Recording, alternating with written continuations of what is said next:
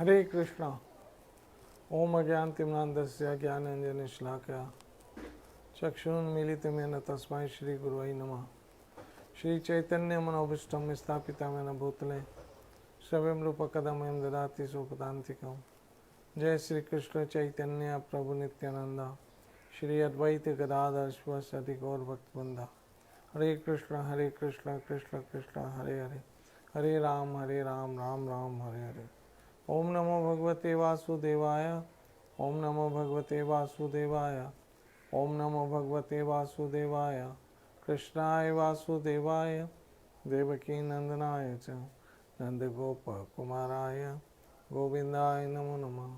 हे कृष्ण करुणा सिंधु दीनबंधु जगतपति गोपेश गोपिका कांता राधा कांत नमस्तुते। तप्ता कंचन गौरंगी राधे वृंदावनेश्वरी वृषभानुसुत देवी प्रणमामि हरिप्रिया।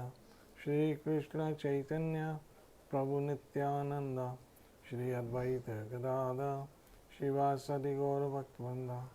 हरे कृष्ण कृष्ण कृष्ण हरे हरे, हरे राम राम राम हरे हरे।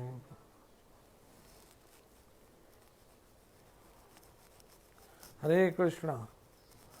आज परिवर्तनी एकादशी है, भादो मास के शुक्ल पक्ष की एकादशी। धर्मराज युधिष्ठिर बोले हैं भगवान, भादो मास की शुक्ल पक्ष की एकादशी की क्या नाम है, इसकी क्या विधि है, इस एकादशी में कौन सा फल मिलता, सब कृपा करके बताइए। भगवान श्री कृष्ण बोले कि हे सर्वराज श्रेष्ठ, अब मैं अनेक पाप नष्ट करने वाली तथा अंत में स्वर्ग देने वाली भादो मास के शुक्ल पक्ष की एकादशी की कथा आपको कहता हूँ। आप इसे ध्यान से सुनो। इस एकादशी को जयंती एकादशी भी कहते हैं। इस एकादशी की कथा सुनने मात्र से ही समस्त पापों का नाश हो जाता है। इस एकादशी के व्रत के फल से वाजपेयी यज्ञ के फल से भी अधिक फल है इस एकादशी का।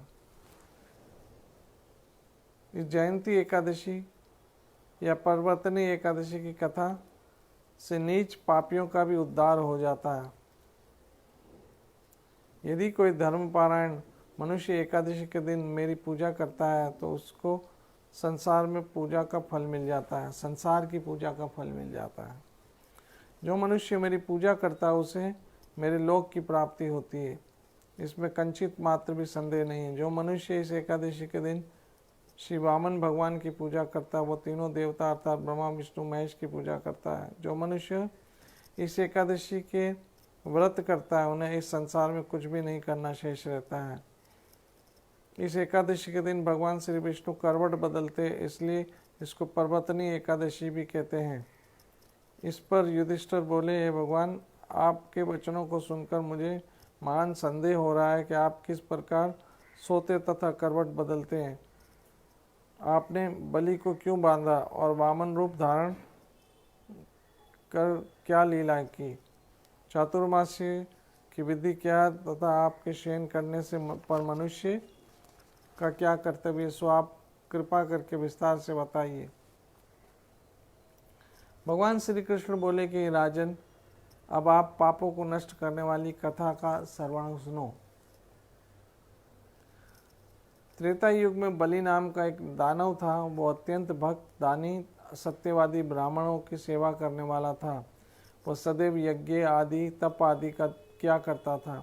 वो अपनी भक्ति के प्रभाव से स्वर्ग में इंद्र के स्थान पर राज्य करने लगा।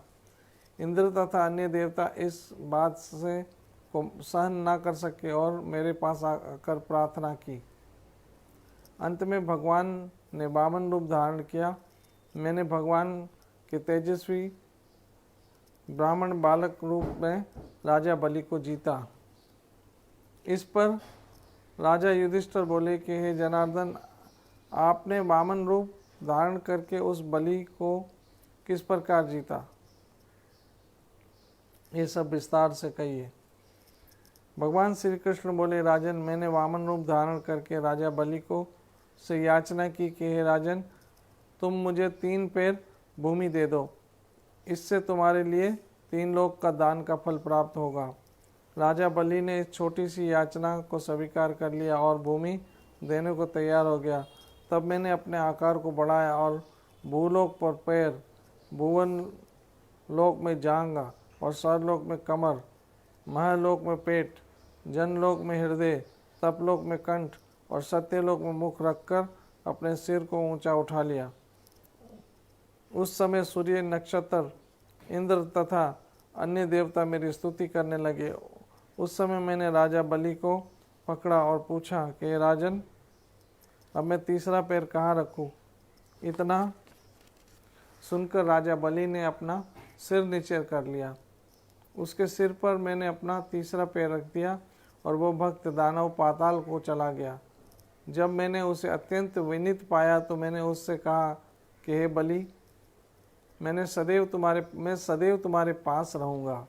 भादव के शुक्ल पक्ष की प्रवर्तनी नामक एकादशी के दिन मेरी एक प्रतिमा राजा बलि के पास रहती है और एक क्षीर सागर में शयन।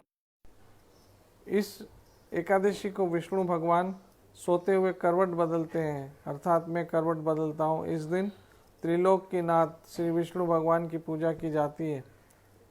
इसमें चावल और दही सहित चांदी का दान किया जाता है। इस दिन रात्रि को जागरण करना चाहिए। इस प्रकार व्रत करने से मनुष्य समस्त पापों से मुक्त होकर स्वर्गलोक को जाता है। वह स्वर्गलोक में जाकर चंद्रमा के समान सदैव प्रकाशित रहते हैं। उनको इस लोक तथा परलोक दोनों में यश मिलता है। जो इन पापों को नष्ट करने वाली कथा सुनते हैं, इन्हें अश्वमेध यज्ञ का फल मिलता है। इस प्रकार प्रवर्तनी एकादशी की आज कथा पूरी हुई। मेरा ठाकुर आपको सुखी, स्वस्थ और सुरक्षित रखे। मैं आपको जैसे रोज़ एक सुनाता हूँ भगवद गीता का श्लोक, ऐसे आज भी सुना रहा हूँ। यदा यदा हि धर्मस्य ग्लानिर्भवति भारत अभ्युत्थानं धर्मस्य तदात्मानं सृजामि अहम्।